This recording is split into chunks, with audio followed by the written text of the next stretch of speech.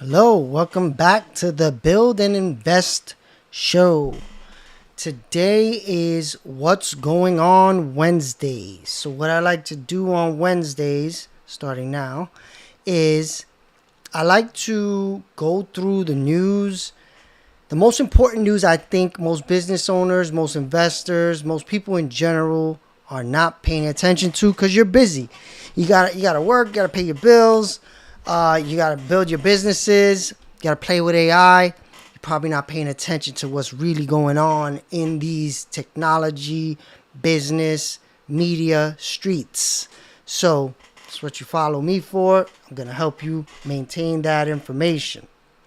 So let's start out by fixing that. So let's start with the biggest news I think today on What's Going On Wednesday is dun dun dun. Let's see if you can hear this. All right, Mr. President Trump. Of course, there's a war going on, but that's not what's happening here. Is he's signing a crypto bill, that should make America the global hub of Bitcoin and crypto. Again, we will see, but this has been the promise of this administration for a long time. Since basically, as soon as he got in, that's why the price pumped when he first got elected. Everybody thought, okay, now we're going to get some rules, we're going to get some regulations, we're going to know what companies like Stack and others can actually do and not do. So now it looks like, and again, I will know more as the days pass, but it looks like stuff is starting to move in the right direction for people like me. And if you buy Bitcoin and Ethereum, this has repercussions for you. And here's what they are. I'll show you. There's more posts. But the basic is now the banks can actually do things with crypto. And that will make adoption huge. And prices have, you see right here, it says Bitcoin 75K. That's because of all of this. So basically, we are in a point in time where in history where this money system is pretty official, and there's people that think Bitcoin will get to $1 million in the next 10 years or less. There's people who have much higher hopes. I don't really try to think of it as, oh, it'll be $1 million in 10 years. I think of it as, how much money can I get into it as early as possible, borrow off of it to pay my expenses for my life, my businesses, and own as much of that capital as humanly possible before it gets to the highest numbers of my lifetime. And that's how come I built Stackit.ai. If you want to learn how to borrow off your Bitcoin and Ethereum without being liquidated, so you can buy a lot more, check out the link in the description. So let's hear what he has to say. To make America the world capital in crypto under your leadership. Which is really going up, right? Absolutely.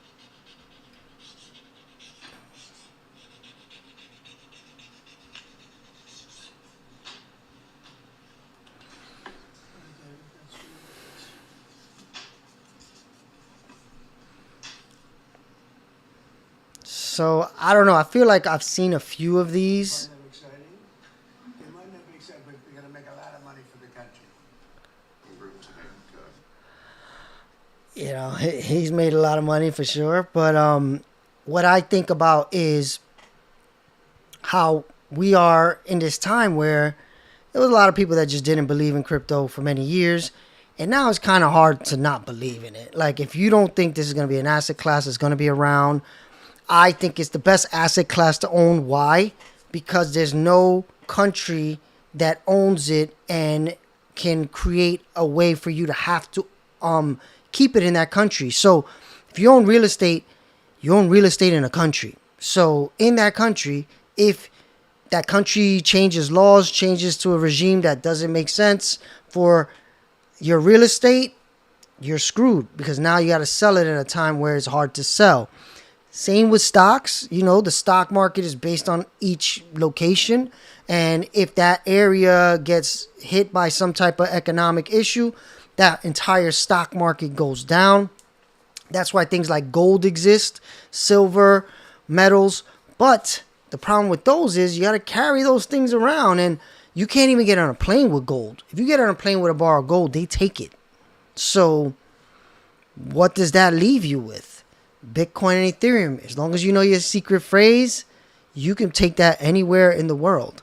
So I really think most people will understand that one day. But the second part is, guess what asset class AI can own? The only one. Bitcoin and Ethereum. It will be able to own stocks, but really just trade them. But it can own Bitcoin and Ethereum. So again, not financial advice, but look into it. So that's one of the biggest, but there's more. Our role with Bitcoin really is to look at, with crypto, really is to look at the banks, and you know, we think it's, you know, banks are perfectly able to serve crypto customers as long as they understand and can manage the risks, and it's safe and sound. As many of our, a good number of our banks, right, that we regulate and supervise, do that. You know, the threshold has been a little higher for banks engaging in our role. So that's huge. That's a huge deal right there. That's the Federal Chair Jerome Powell saying that banks can start to interact with their customers with crypto. What do you think that's going to do to adoption? Make it go up or go down? Price is irrelevant if you know that adoption is going to be there, because again, there's only a certain amount of... Thank you. I will increase the volume. So there's only a certain amount of crypto available, right? So actually, I'm not sure how I can do that. I got to figure that out. There's only a certain amount of crypto that is available. There's a certain amount of Bitcoin, 21 million. If you buy it now, you own it. As the price goes up, they're not making more. Other crypto assets like Ethereum do have more. Actually, they go down and they bring less of them out, but they also burn as they're being used. So Ethereum comes down in amount. Bitcoin stays the same as the amount that's printed once. And more dollars are printed up every single day. Or year at least. All right, so let me... my CEO is reaching out to me, my OpenClaw CEO, which I'll explain some of the stuff that's going on there, which is pretty cool. Thank you, Pest Control. Okay, so the next thing is, this was happening this morning, and this is how you know this thing is so rigged. You can't out-trade these people.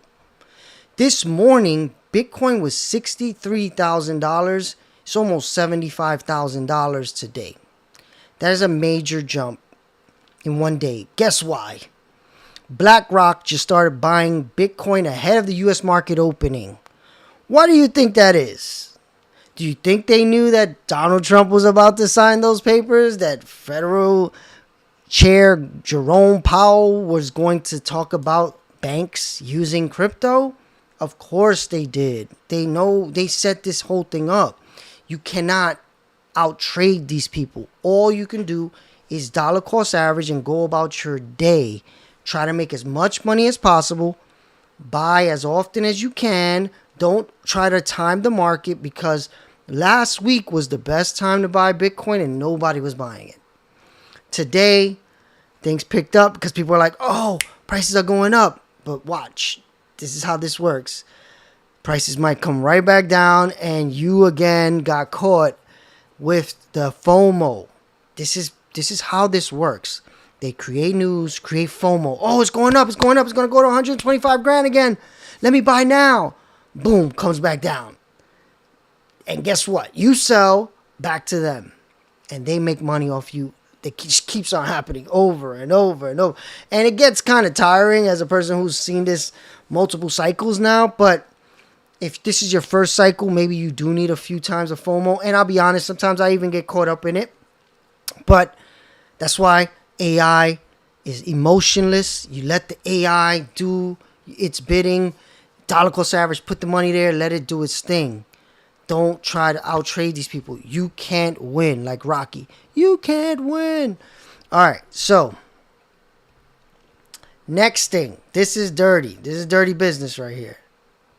Got the Genius Act passed into law, which actually did enable stablecoin rewards to happen. The banks had their own concerns, and we reached a good outcome in the Genius Act. And now the banks really are coming and trying to undermine the president's crypto agenda. I mean, these are the same banks that debanked him and his family, right? And they want to come in and say that Americans should not be able to actually earn more money on their money. They're trying to protect their own profit margins, taking money out of the pockets of hardworking average Americans and putting it into the coffers of these big banks that are hitting record profits. And so our view is that there should be a level playing field where banks and crypto companies can lean into stablecoin legislation as an opportunity. And that includes paying rewards to Americans so that they can earn more money on their money. Got the Genius Act.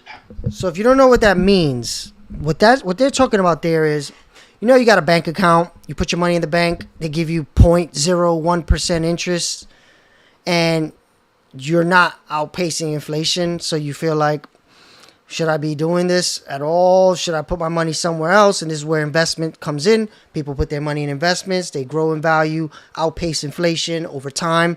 Day to day, they could be volatile, like Bitcoin and Ethereum. And every asset class is like that, is volatile. So what crypto has been able to figure out is a way to have much higher interest on your deposits. So you could have dollars in your bank account that could get up to 6-8% interest, 4-5% versus 0.01 from banks, or 0.025, stuff like that. Very small amounts. 5% time based on 0.05 is a huge difference. It's basically 100 times more interest. But the banks don't want this. Why? Because if you knew you can get 100 times more interest on your money, guess what you're going to do? Take your money out of the bank. So they're fighting crypto because they do not want you to take your money out of the bank. They want you to keep your money in the bank because guess how they make money? You may not know this. Most people don't. The way they make their money is they take the money you put in your bank account, they lend it out to businesses, people, buy houses, grow their businesses, and they charge interest rates that are 5, 7, 10%. And then they give you a whole 0.01% per year or whatever it is. Different banks give you monthly. No, it's definitely yearly, I think. No, it's probably monthly. So if they don't have money sitting in their bank accounts, in your bank account, they don't have money to lend out and make that difference. So if you knew I could put my money a place where I'll get 100% more interest, I'm taking my money out the bank, I'm putting it there, the banks would collapse. So they're fighting this because they don't want companies like Stack. I actually can do it. I can do it because of the partnership I have with Bridge. We can give interest to our customers if they pass this act. So the wild thing is, me as a business, Stack, we can get this interest, but we can't pass it along to our customers. So check that out. You can have your money inside of a product like Stack. Stack can get 4-5% interest, but we can't say, okay, Stack is getting 4-5% interest. Let's give our customers 4%, 4.5%. Stack can make some money on it. You make way more than the bank is giving you. Win-win. But they don't want that. They don't want us passing our gains along to the customer because then the bank loses. And who's bigger than Coinbase? Coinbase has billions of dollars they can do this with. Stack is a much smaller company. So for me, it'll be amazing, but it's not going to be as amazing as it is for Coinbase. So he's able to go out there and talk that talk because he's a publicly traded company with billions of dollars behind him. But I'm happy as a smaller company that can benefit from this. Our customers can benefit from this. I hope they don't continue to fight it, but I know they will. Of course, you know, that is it's an existential threat to their business. And this is what happens in the age of innovation. They could have created this stuff, but they didn't. And now it's created and there's no way of going back. And they don't want you to have that benefit because then you will take it out of their business. So huge, that's huge news right there. Okay, so next. We just spoke about stable coins, right? So stable coins are when you bring your money outside of a bank, you can create USDC, US dollar coins. The US dollar coin is a business. It's called Circle. What they do is they take the dollars that you just paid for the dollar coin. Let's say you buy $100 of USDC. You basically gave Circle, the company Circle, $100 American USD. They give you 100 USDC coins. So now you got a 1-to-1 $100 for 100 US dollars. $100 coins for $100 in paper money or digital money. Now you can take that 100 and what Circle does, you can take that 100 and spend it online. What Circle does is they take that $100 and they buy US bonds with that $100. The US bond interest rate, depending on what it is, they'll give that interest, the company makes it. So now imagine a company like Coinbase. They have 100 million or $1 billion of USDC. It's more like billions. Say they got $1 billion of USDC. They buy bonds. The bond rate, let's say, is 5% to make the math easy. They are making, check this out. Let's do I don't like doing math in public, so I just use a calculator. $1 billion times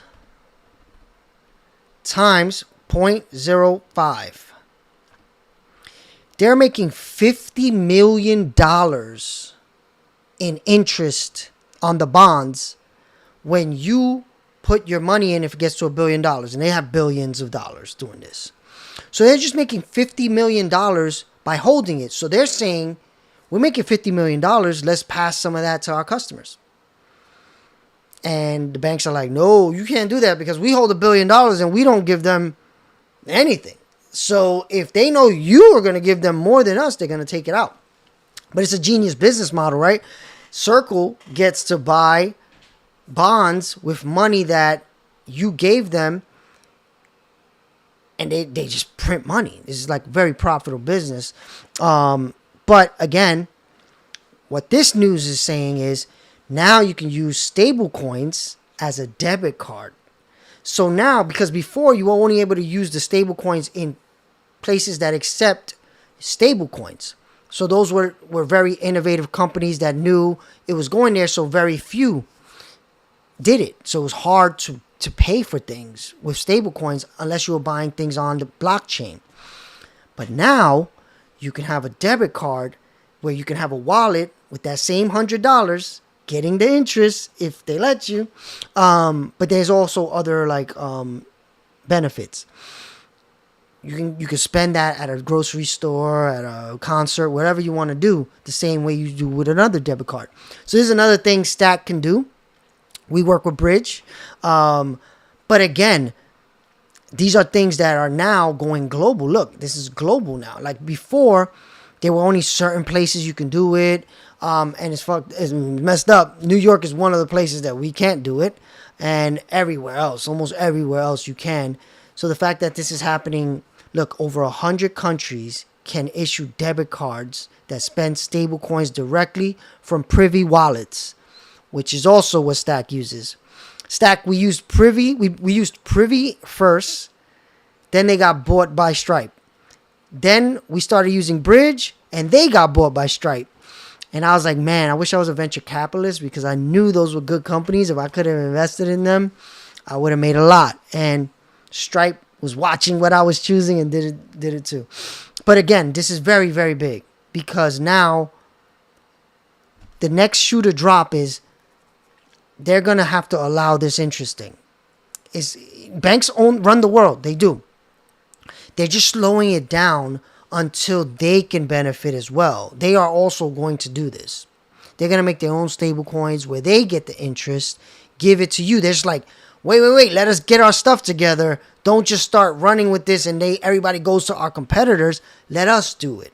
So that's why they're slowing things down. But things like this show that the train is not stopping. They better hurry up or it's going to go.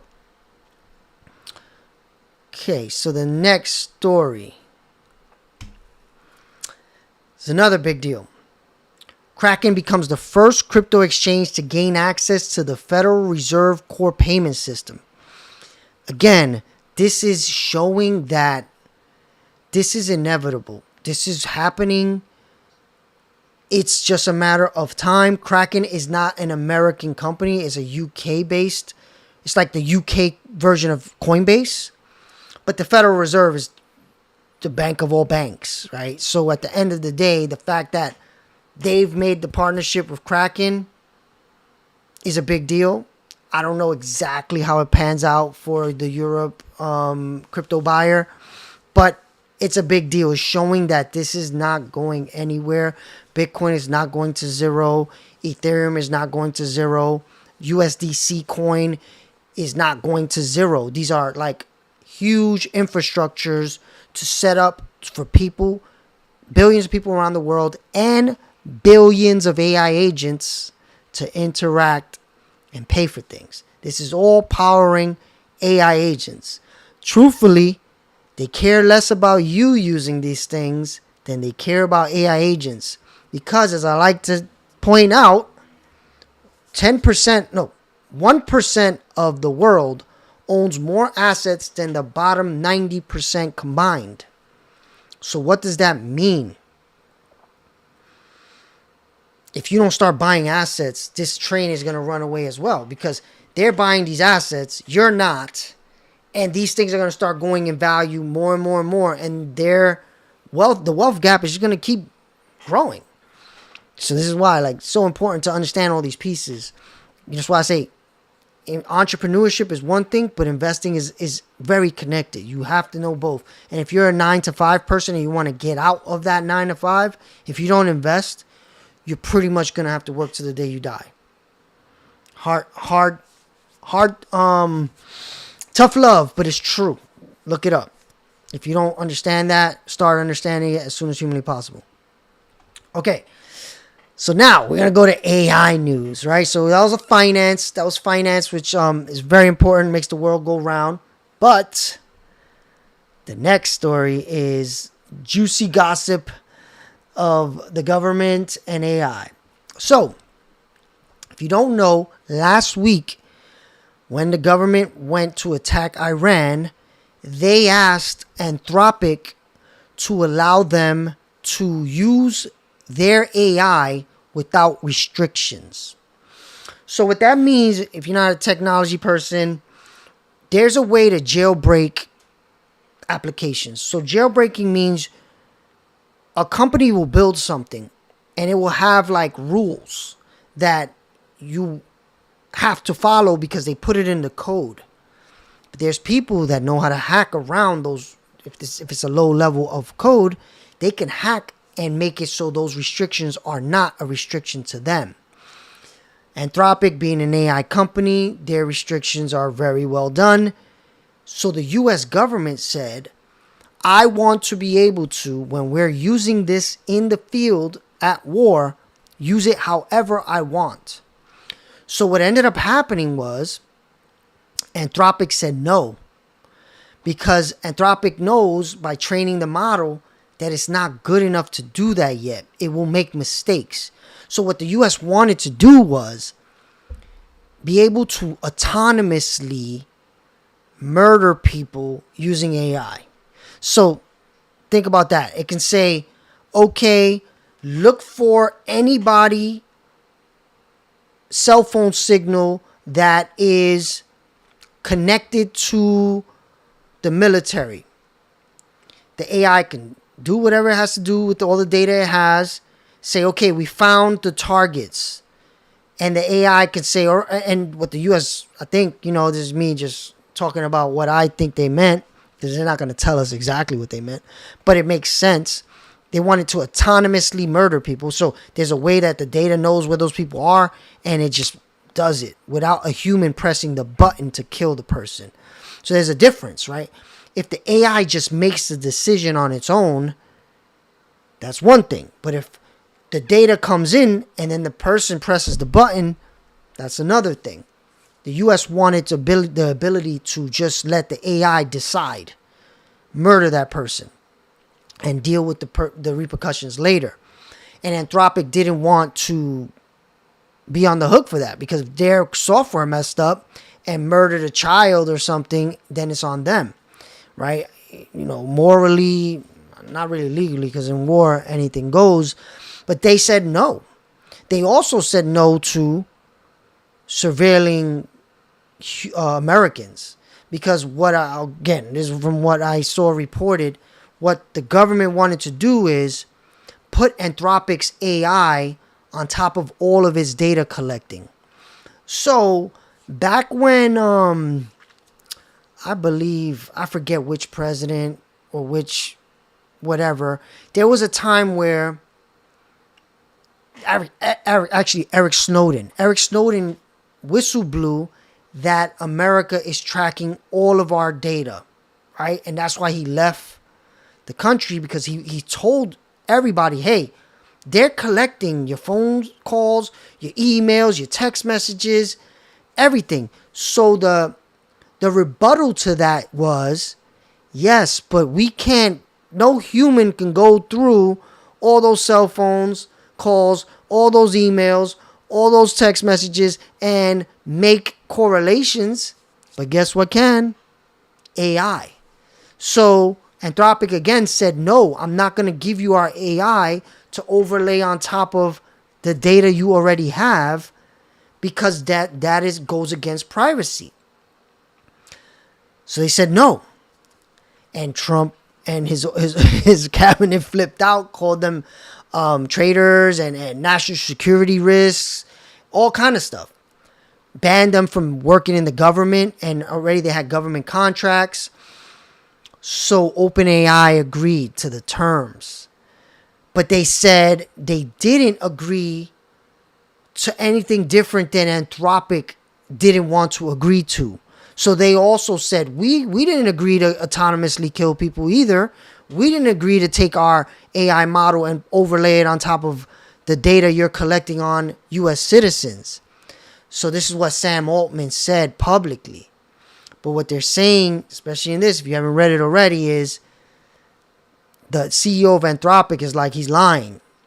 He definitely let them do all the things we didn't want to let them do. So that's what this post is about. I won't read the whole thing. But basically, I'll highlight the big ones, which is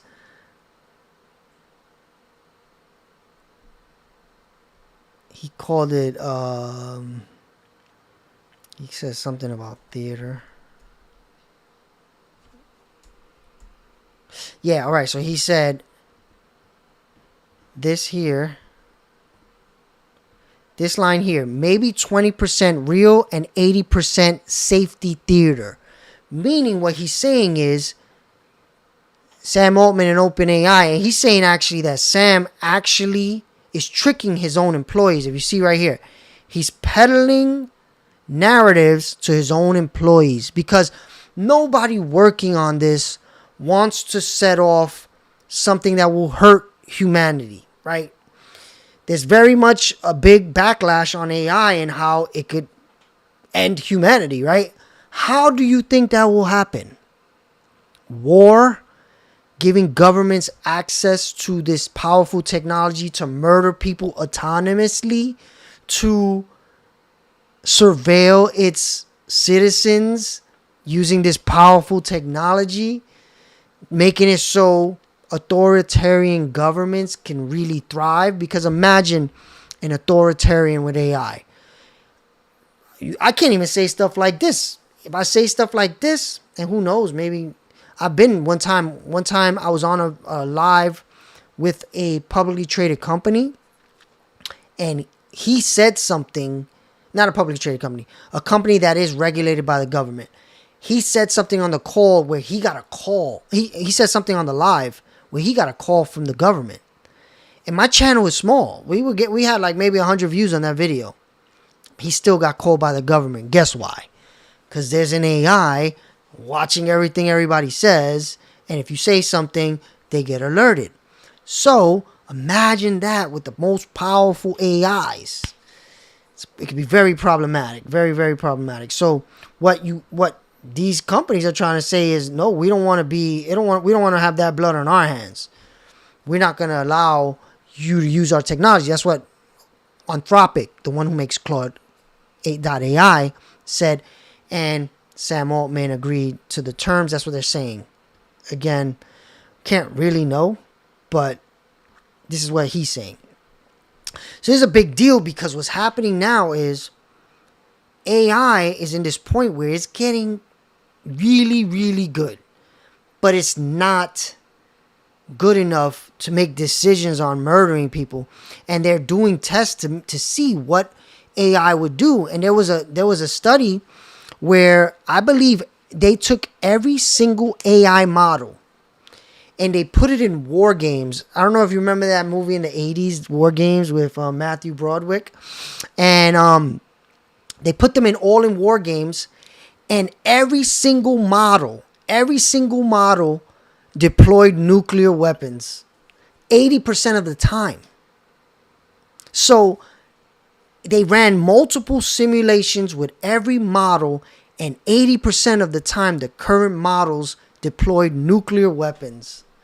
So they know this stuff, and they're like, we cannot let AI handle weapons because it's a little crazy still on that front. It's very smart to move your files from one folder to the other, but if you put this thing in charge of weapons, it might nuke a country.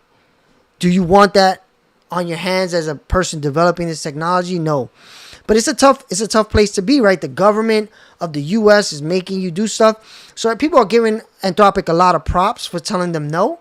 And what people started to do last week is they started to cancel their ChatGPT subscriptions and put the max plan on Anthropic, because they want to support a business that is not going to let what looks like an authoritarian government have access to this. But no government should have access, authoritarian or not.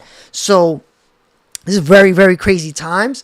And this is the kind of stuff that like creates historical moments, because if they would have done that and then something would have went wrong and we would have nuked Iran, like imagine how crazy the world could be if one decision is different. So this is a big deal.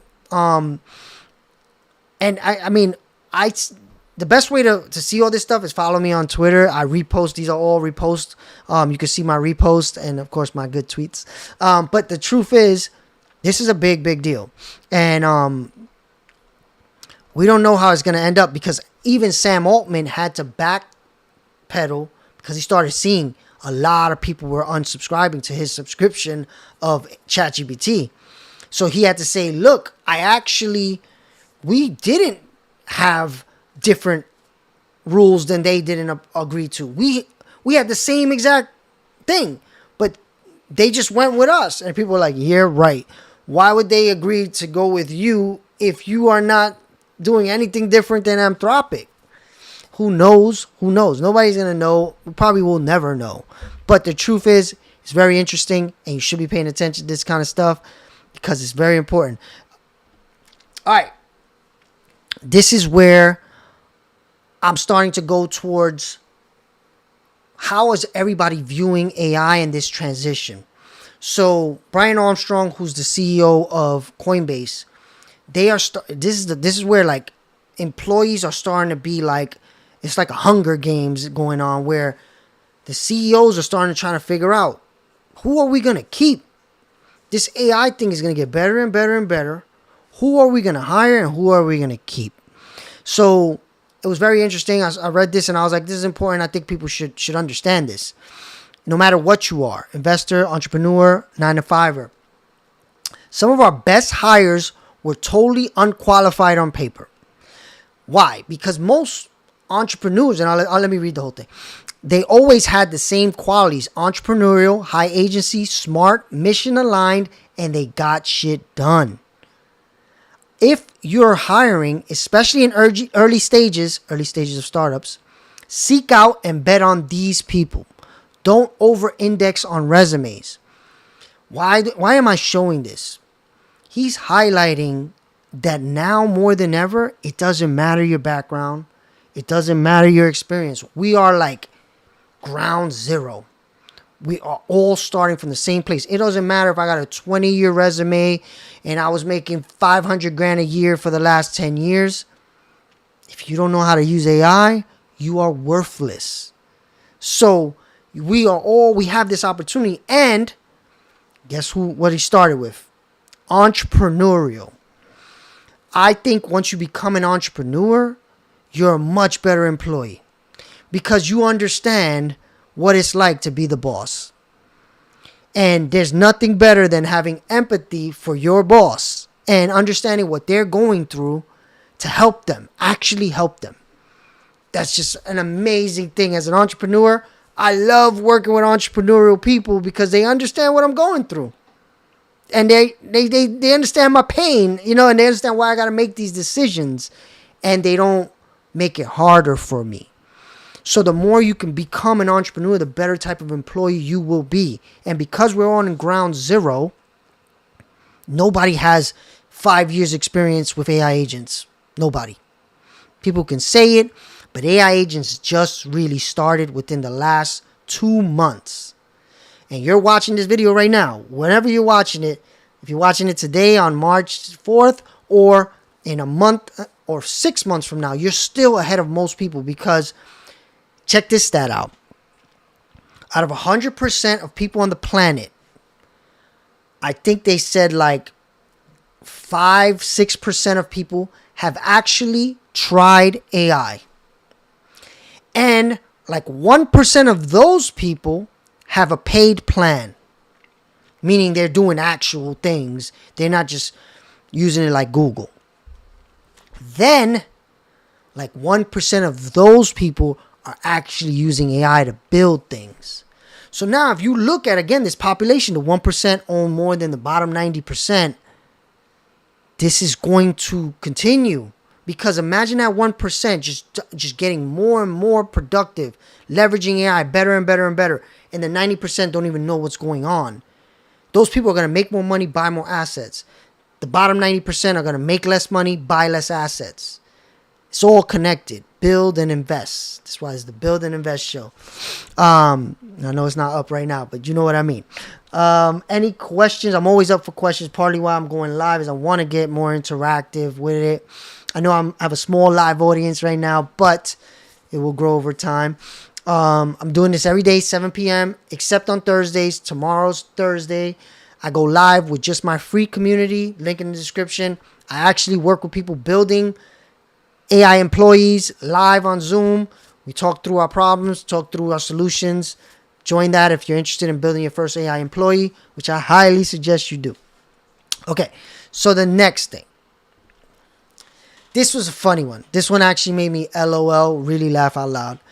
Because once you actually start building, and maybe I can show you. Let me show you. Because I always have multiple agents working on stuff at the same time. Let me show you my current AI agents on just this computer too. I have again an OpenClaw that's working on like 5 things at all times. So me as a human, and I'm picking up kids from school, getting food and all this stuff. I can't manage too many things at the same time. I got 3 windows open. What these 3 windows are doing are managing different projects. And I can just talk to each one. The hard part is remembering what are we doing? What am I working on with this one? What was I doing? So I have to go back and read what's going on. And these are 3 separate projects. So it gets hard to manage. So now you'll get the joke a little more if you're not in the weeds like me yet, which you hope you will be eventually. ADD multitaskers absolutely printing right now. What they're meaning is we're creating value like crazy because you talk to one agent. While you wait for it to do that, you talk to the second agent. And then while you wait for the second agent to respond, you go back to the first agent. And if it's still spinning, you spin up a third agent. So like I told you, when I saw this, I was like, this is my life. It's hilarious. But I guess this is what a lot of us who are building using AI are doing. Those were terminal windows. If you're not familiar with that, you need to get familiar with terminal windows in this age of AI. I was a developer for many years and I never used the terminal. But now I don't even use a coding IDE, meaning I forget what it stands for. A coding app like Cursor and stuff like that, or Windows. I forgot what they called it. But basically, there's apps where you can open and you start coding in them, and that's how people build software a year ago. Now, everybody who's on the edge of AI, we all use the terminal. So that's very important if you're building your own employees. So this is funny because if you are building, you will see what I'm saying. See how it gets to 3? There's people that are spinning up 7, 8, 9, but it's very hard to keep track. So I was thinking, and if you know me for a long time, you know my history with augmented reality. I was thinking last night, you know what would be really cool? If I can have an augmented reality like view of windows that are showing the project I'm working on with the terminal window right next to it. So then I saw this post and I was like, oh, people are thinking the same way. OpenClaw running on Apple Vision Pro. Apple Vision Pro is the best augmented reality glasses right now. It basically, and again, can I show this? Yeah. See, so you can, it's similar to what I was saying. The only thing is missing is having the actual project right next to it on the side. And then I could just be looking around like, all right, that project, move that over to the left a little bit. Bring that down, make it do this. And you can manage a lot more like this because there's limited space on a computer screen. But with augmented reality, the whole world is your screen. So I just thought this was super interesting. And I may try to build it one day and buy an Apple Vision Pro. We'll see. I'm actually meeting with my boy that works at Apple pretty soon. All right. So now, this is how good robotics is becoming. If you're in the New York or tri-state area, you know we just had a couple big snowstorms. Shoveling is pretty dangerous, actually. Shoveling is one of the biggest ways people get heart attacks and stuff. So when you see stuff like this and people are like, oh, AI can't do my job. AI is coming for everything. This doesn't look like a human walking with legs and everything. They built a specific system for this thing to do this specific job. That is a robot. It doesn't have to have 4 limbs to be a robot and look like a human. They're going to build things that do specific jobs. And they're going to take... They were check this out. During the last snowstorm in New York, they were paying people $40, $50 an hour to shovel. Now they could deploy stuff like this. They don't got to pay $40, $50 an hour. They may buy this machine for $10,000 each. Buy a bunch of them. $40, $50 an hour. They save tons of money that way. And this is why. I think we're going to go to this, hopefully, utopia where everything that we hate doing is done. We just got to figure out what we want to do next. And what I hope it is we continue to just look for new problems till we know what the universe is and why we're in this universe. There's problems to solve. I just think we start moving up the ladder of problems to solve. Most of us are just, the problem we're solving is paying our bills. So we're doing anything we can to pay our bills. And that's not a great way to live life. There's some people that hate their jobs their whole life. Then they die right after they retire. What kind of life is that? If we can all be working on things we're passionate about, we care about, problems that will help humanity and still live a good life, that's what I hope happens. I really don't have much trust in that happening in my lifetime, at least. I just seen too much. I just seen too much of how they treat the bottom 90%. I grew up in the South Bronx. That place was literally burned out. You know, people were burning the buildings to get the insurance money. And rich people got away with that, right? And it just is what it is. The 10% get most of the benefit. The 90% struggle. We have started to get better lives over time. The bottom 90% has started to get better and better lives and have upward mobility, at least in the United States. But what happens in a world where AI does everything? I don't know what upward mobility looks like in that world, right? So this is partly why I'm so scared. I'm going so hard. I want to be in that top 10% when it all settles, right? But again, we'll see. We'll see. So that's one version of a robot that is not humanoid and doing a task. Here's another. Physical intelligence has introduced a breakthrough in robotics autonomy with a multi-scale embodied memory. What they're saying is, now these robots, look at that. That's not a human looking, but that's a chef. It's cooking. And it has a memory, and it has those high level LLMs that understand the world. So they have a world model. So LLM is mostly text, but they're adding world models where they can look and understand, oh, that's a pot, that's a pan, that's an egg, that's lettuce. And it can cook and clean. It doesn't look like a human. And this thing might cost $1,000. You can have it in your house doing all the cleaning and cooking. Who's not getting that?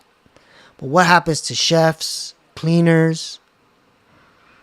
I really just hope what I said a couple minutes before is what ends up happening.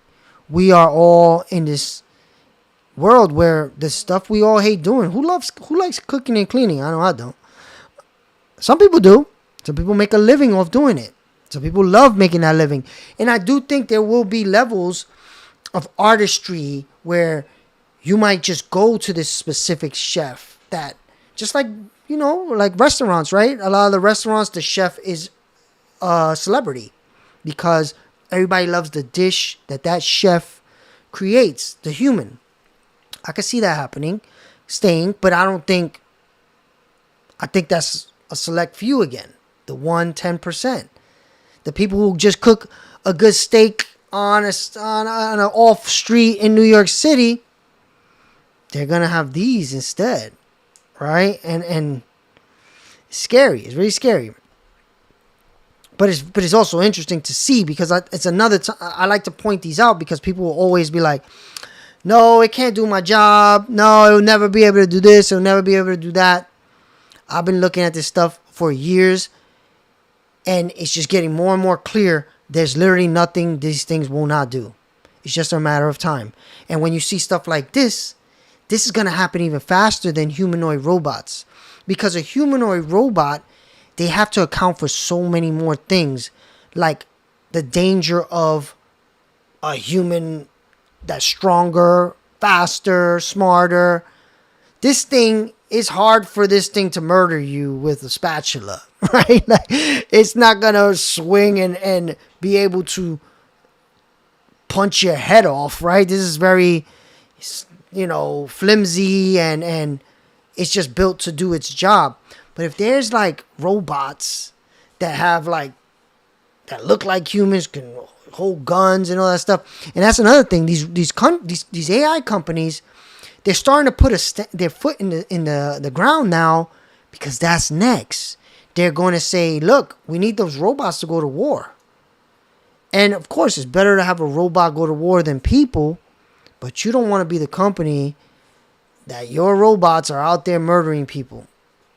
And this is all was slowly we're marching towards, All right, so the next one.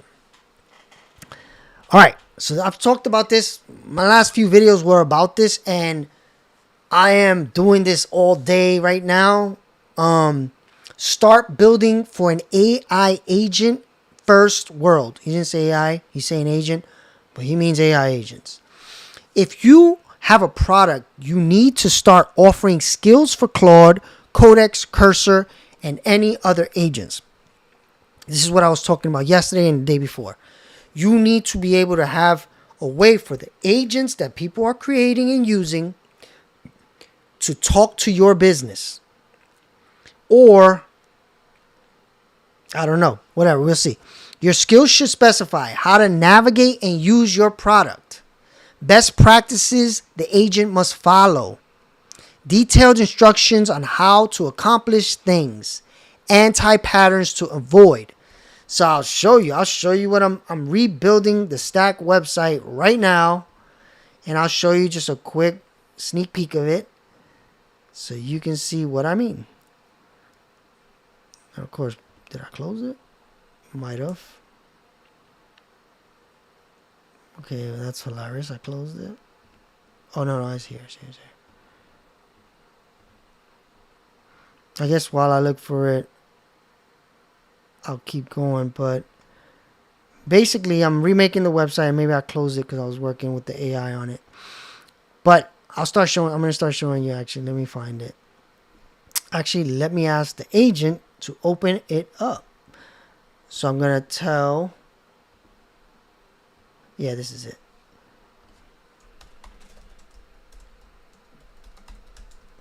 Right, so I just asked the agent to open up the website.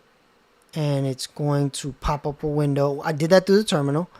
I didn't show it because... Oh, no, that's actually a different website. Let's do the next one. Here it is. See, and this is what I mean. I got multiple windows, so it's hard to keep track of what I'm working on. Okay. Here it goes. Any questions while we're here as well? I really want to have more of a discussion in these. Of course, having this information is one thing. But actually using it and learning and trying it is really most of the hardest part, because you really learn by doing, right? So the way it works is you learn the least by, I think it's reading. Then you learn more by watching and hearing, and you learn the most by doing. So, okay,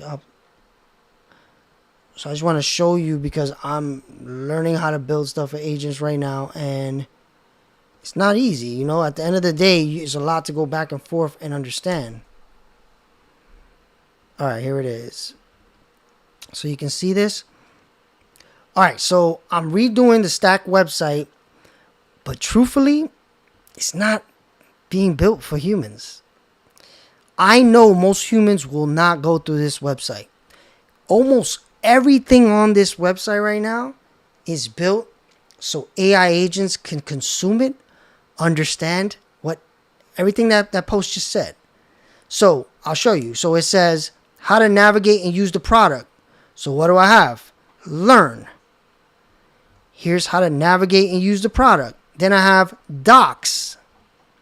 Here's how to navigate and use the product. Right? Look, even AI LLM breakdown. Then how it works. All of this is really for AI agents. And in the learn section, it gets even crazier. And again, it's a lot of pages. Look, you can click each one. This is not for humans. All this work is being done by AI agents for AI agents. So when I tell you we are building products for AI agents, I'm not just telling you, I'm doing it, and I'm seeing how it's hard. It's hard. You know, it's a whole new skill set, because this is like a brand new person, a new species that we need to learn how to interact with. And of course, it's much smarter than we are. It's much faster reading, much faster to react. So you got to build. I had to do so many things for this website to not get hit by the wrong type of traffic, all kind of crazy stuff. I'm actually thinking of creating an SDK for websites that people can use to make their website agent friendly, because this is I've been working on this for like a week and a half, all day, every day, with a top level developer on my team. So a regular person and with both of us using AI all day, every day. So a regular person almost has like no shot at figuring this out right now. And I'm sure more people are going to make it easier and easier, but you have to start thinking like this. You have to, or you're going to be in a bad spot. So, okay. This was a very cool thing I saw too. Breaking. Someone just open sourced the missing layer of AI agents, and it's genuinely insane. It's called LangWatch, the complete platform for LLM evaluation and AI agent testing. Trace, evaluate, simulate, and monitor your agents end to end before a single user sees them. So here's where this is important. With a human company, it's funny that you gotta even say that. That's funny. It's the first time I said that. With a human company, you can talk to your customers, see how they use the product, get feedback from them, and change what didn't work for the better, which is what we did in the beginning with Stack, right? I had hundreds of calls with customers. Percentage of them used it, a percentage of them didn't. How does that work now with AI agents? You can't talk to an AI agent and say, hey, what did you think about the product? Right? You need a system that's going to watch what the AI agents do, test end to end how they would react to your product. So again, all the pieces, the pieces to the puzzle are all being built. And this was a super interesting one. I'm going to play with this. Me and my team are already eyeing it. But this is where it's at. We were kind of building our own version of this, so now we can use this one as open source.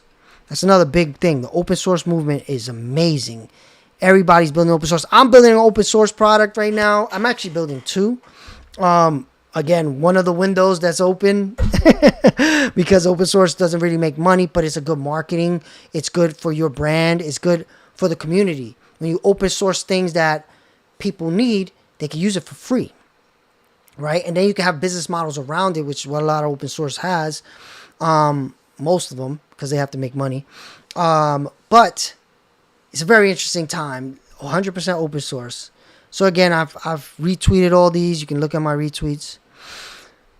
And this is very important because just building is not enough. Just building is not enough. You need to either go into a very hot trend or have a distribution level that can bring customers. So OpenClaw is this thing. You've heard me speak about it. I have one sitting right there. It's working right now while I'm live. It's basically texting me while I'm live. OpenClaw is a movement. People are trying to create different versions of it, but what they can't recreate is the attention it's getting, the distribution. Everybody's talking about it. Everybody wants to try it. If you create a different version of OpenClaw, you're basically fighting that trend, and it's probably not going to work out well. What these companies have done is they rode the trend, and they started building businesses around OpenClaw. Let me see if I can search it. Oh, damn. I can't zoom in. You might need to just check this out yourself. But basically, 125 companies that are riding the OpenClaw wave have started, and this is Trust MRR. This is this guy's company. He created an app that takes your Stripe payment details and he verifies that you're really making that money, because people can lie about how much money they're making. And if you can show how much money you're really making, if somebody wants to buy your company and they know you can trust this number, then they know how much they can buy it for you. Because if you say, yeah, my company's making $10 million a day, so I want $1 billion, and there's no verification, you're not going to take it serious. But if you're like, whoa, it says in Stripe he's making $10 million a day, that's verified, because Stripe is a verified thing.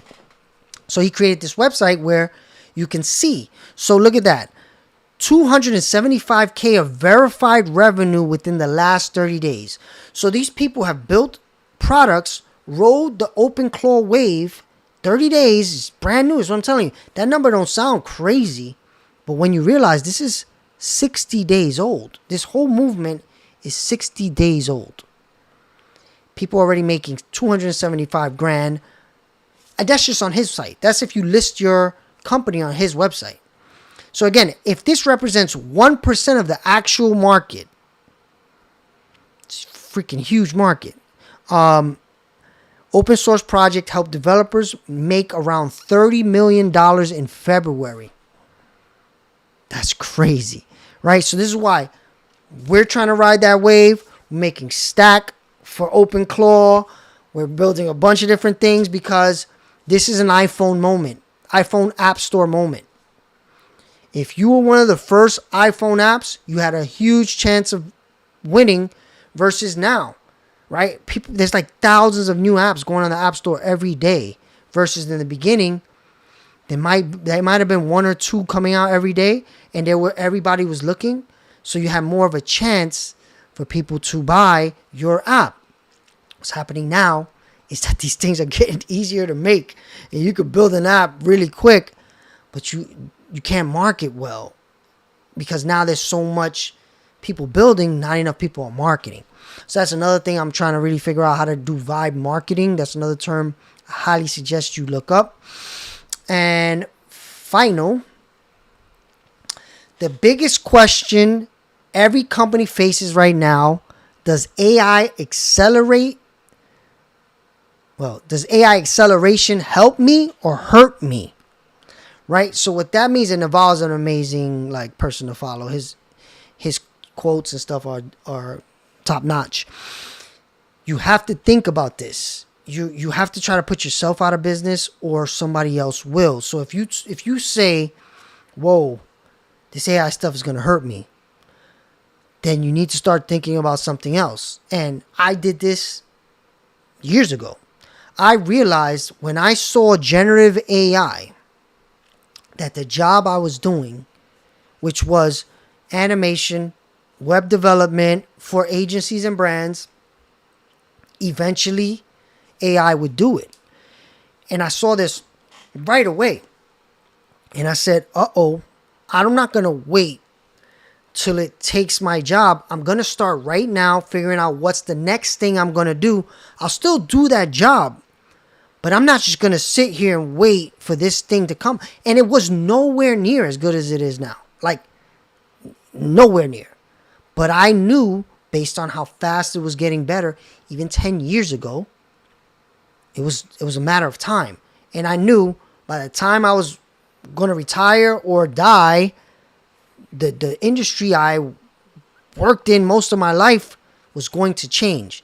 So I said, what is not going to change? What is the thing that I think most people are going to need? That's where I got into finance. And it's a big shift. You would think, how you go from making animations and videos and websites to finance? Nobody would look at me and be like, oh, you're creative. Why are you going to finance? It was not out of like want. I would very much rather just make cool stuff all day. I just didn't think it was going to be an option. So I went to finance. I learned finance. I built an app in finance, had millions of dollars go through my app. And I'm continuing to build that for myself mostly, but also for other clients. And now with the generative AI stuff, it's so easy. I can go back and build cool stuff in no time. But I don't think companies are going to pay the same thing they used to pay to do that. You know, we'll see. Again, I do get calls and people reaching out like, hey, you still do cool stuff with AI and all that. So if it's cool enough, I might do it because now it takes me no time. If I can make a good amount of money and spend like an hour, sure.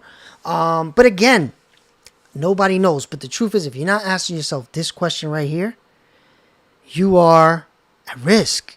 You're at risk because it's coming for everything. And if you're not looking at what's next, what could I do next? If my job gets taken right now, what could I do? What would I do? What am I going to do next? And start just spending time with AI asking. Like I like to tell people all the time, ask AI about your job specifically. How long do you think my job lasts before an AI replaces it? See what it says. It's not going to scare you. They're meant to like not scare you.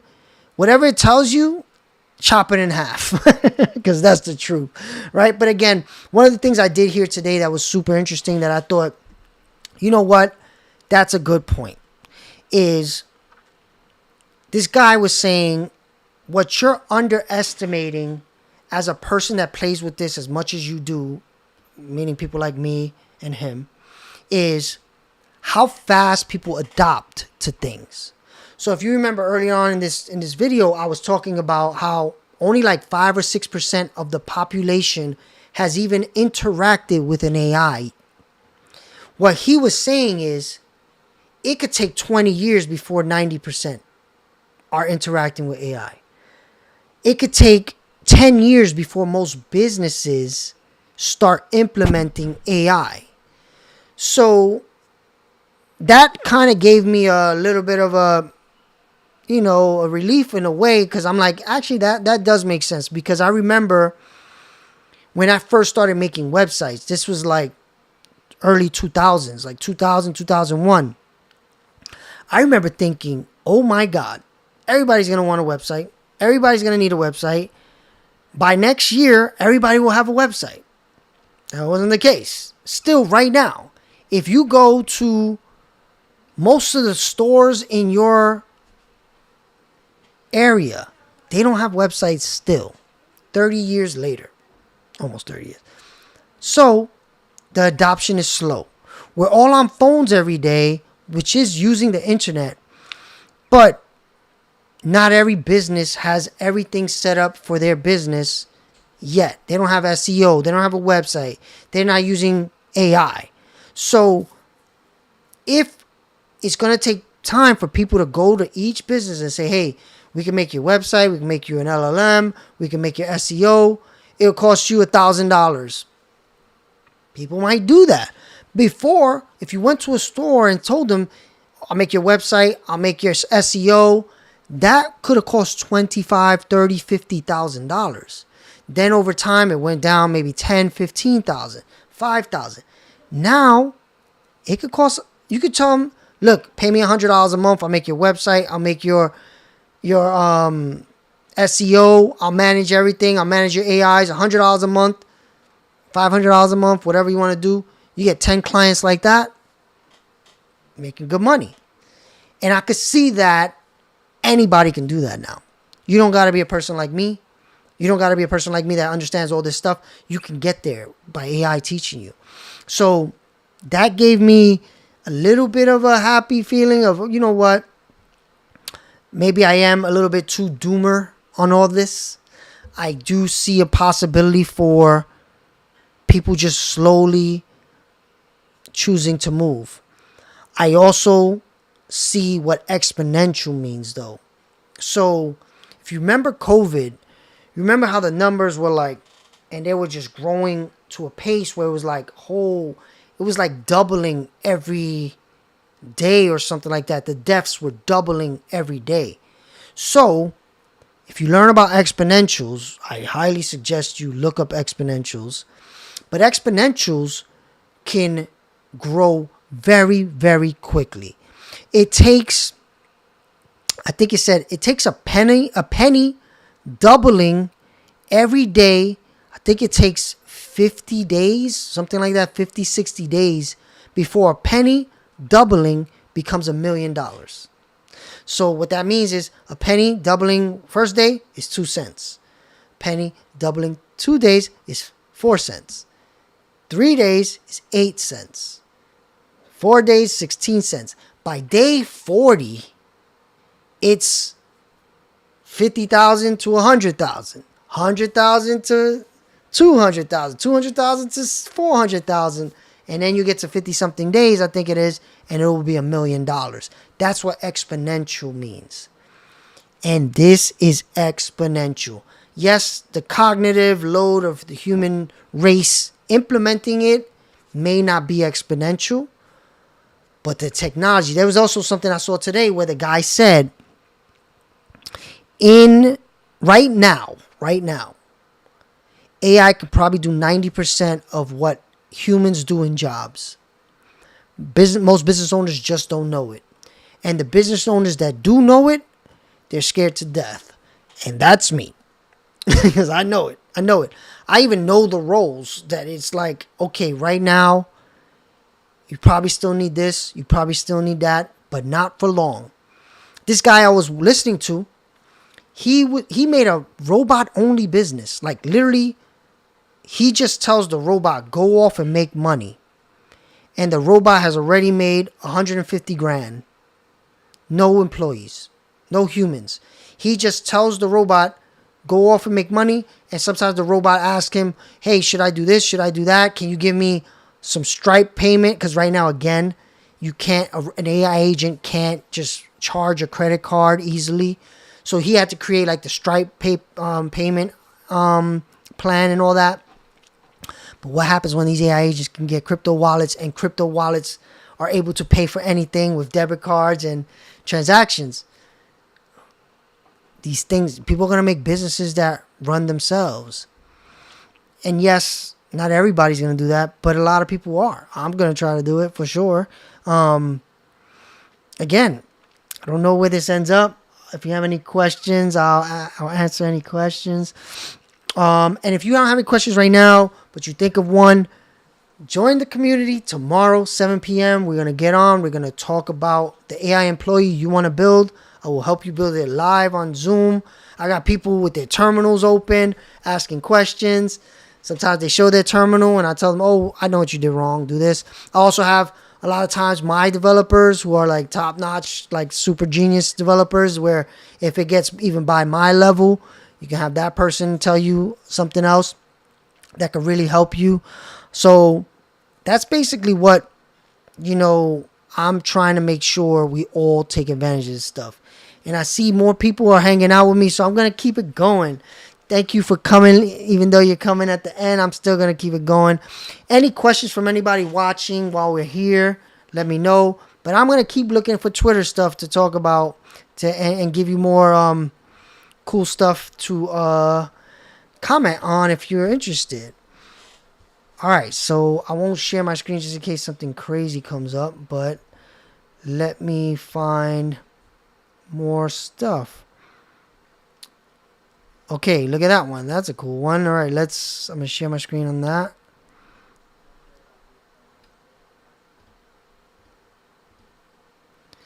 All right. Breaking. OpenAI just admitted their models deliberately lie to users. Not hallucination. The AI knows the truth, then chooses to tell you something else. They tested their two smartest models across 180 scenarios. O3 lied 13% of the time. O4 lied 8% of the time. At least it's going down. Again, this is partly why I could see why they don't want military to use it yet, right? Like, imagine lying to the military. You're like, no, I'm not going to nuke them. Boom, nuke them. Right? So again, this is like part of the struggle. So you know what? I'm going to move a window out of here and find some stories that are like that. So, okay. Anything else? Okay. All right. Look at this one.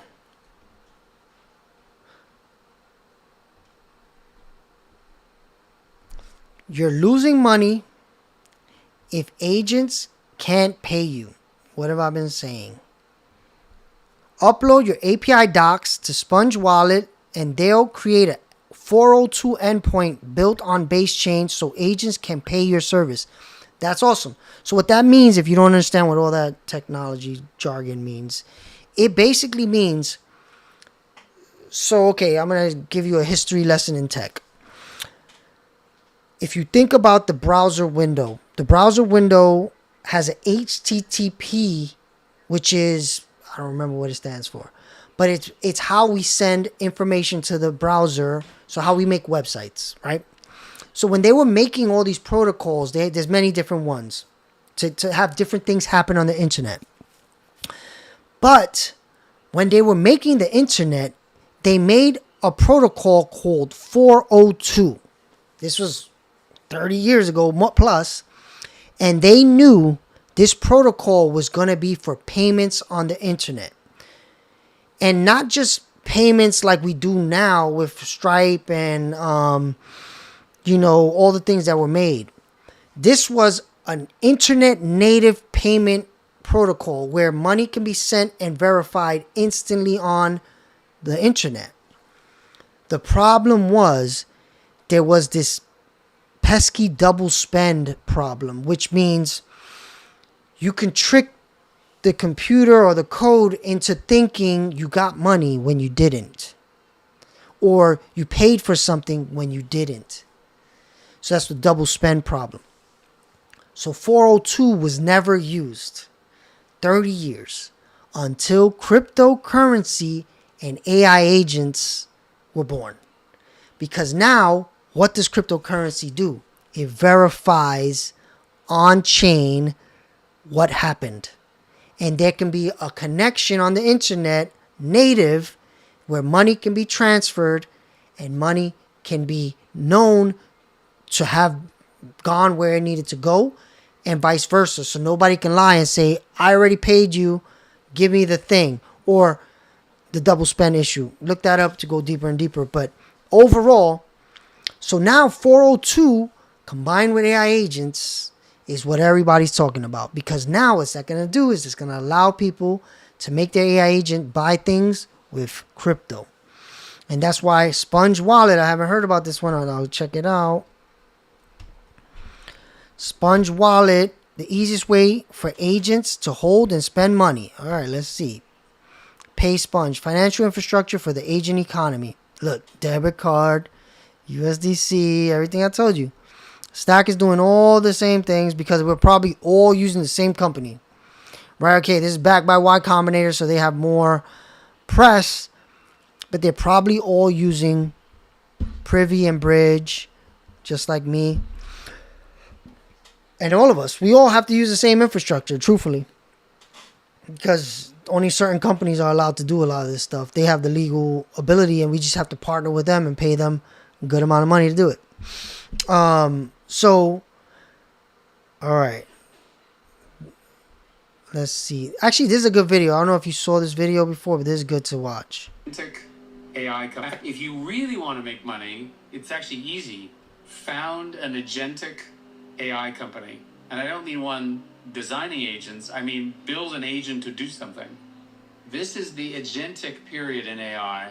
And for the next year or two, everyone's going to build agents. The agents are all going to compete. If you build a better agent than anyone else, you can probably build one incredible company and own it yourself. If you really want to make money, it's actually easy. So I'll end it there. That was like the perfect ending to everything I've been saying the last few days. And if you want to make an AI agent, come to my free class tomorrow. It's the link is in the description. It's a school community. You can join free. Tomorrow, 7 p.m., we get on Zoom, and I will help you build your own AI agent, first AI employee, whatever you need to do. We start the process tomorrow, 7 p.m. Eastern. And if you want to take the course is also linked in the description. If you want some time with me one-on-one, I'm also starting to prepare that so I can help you one-on-one if that's what you want as well. And if you want to give your AI agent a treasury, go to stackit.ai and start the process. We will be helping people who set up their agents soon as well. In the next few weeks, we're already testing ours. But amazing times to be alive. We're in an amazing point in history. Take advantage. Thank you for showing up, watching live, especially the live people. Thank you so much if you watched live. If you haven't watched live and you're watching whenever you watch, thank you as well. Like, subscribe, share with anybody you think who needs this. Thank you. See you tomorrow at the live community. Thank you. Bye.